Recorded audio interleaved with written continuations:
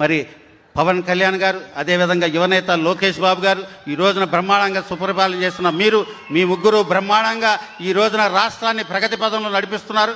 రాష్ట్ర ప్రజలందరూ కూడా మీ వైపు ఉన్నారు.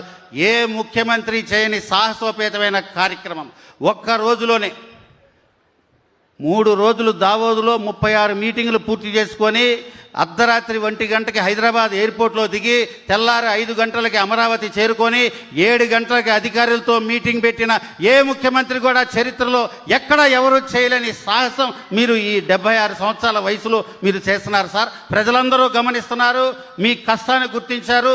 మరి ముఖ్యంగా తమరిచ్చిన పిలుపుతో ఈ అతి సామాన్యుడైన కుమార్ రాజాని వారి ప్రేమాభిమానంతో వారి సేవకుడిగా అంగీకరించి ఈరోజు పామరు ప్రజా సేవకుడిగా ఉండే అదృష్టాన్ని నాకు దయచేసినందుకు, నాకు ఈ అవకాశం ఇచ్చిన మీకు ప్రజలందరి తరఫున మరొక్కసారి ధన్యవాదాలు తెలియజేస్తూ నాకు అవకాశం ఇచ్చిన పెద్దలకి అందరికీ నమస్కారాలు.